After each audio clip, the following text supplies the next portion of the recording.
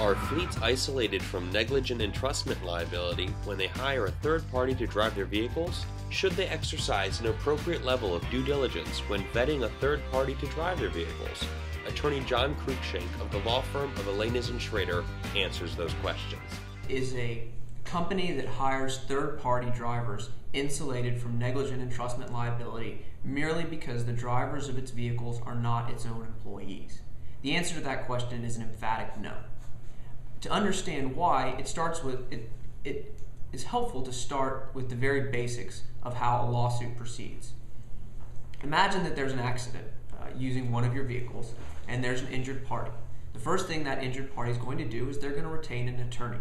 What that attorney is going to do is he is going to sue every single corporate entity that was involved in that accident in any level. So even though it wasn't your employee that was driving your vehicle, because it was your vehicle, you will absolutely be named in the complaint. So suddenly you are now officially a party to this lawsuit. The reason that he sues everyone is because his objective is to get the largest amount of money that he can. And the way that you do that is by suing as many different groups as you can.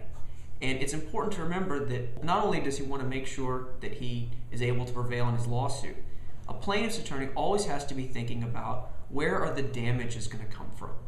Who is going to pay for this judgment that I have? So let's look at the candidates.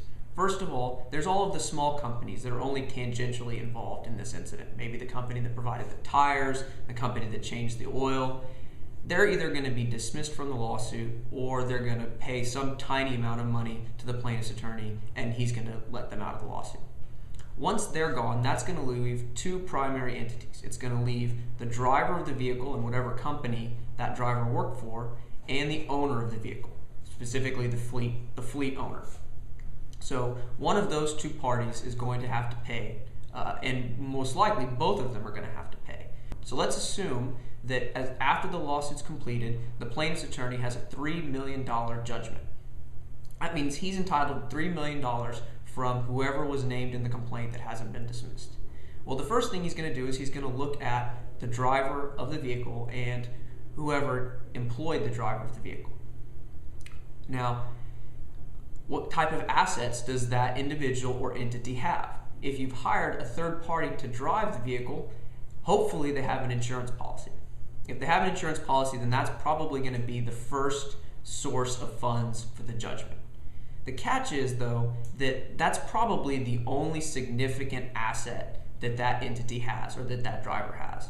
Once the insurance policy is exhausted, there's really nothing else. They might have some cash on hand, they might have some property lying around, but by and large, the insurance policy is going to be the only thing that that driver or the driver's company has to pay that judgment. Once that's exhausted, they'll just file for bankruptcy or be insolvent, or as we say in the law, they'll be judgment proof. There's no money to pay the judgment. Well, who does that leave? Well, the only person left is the fleet owner, the owner of the vehicle.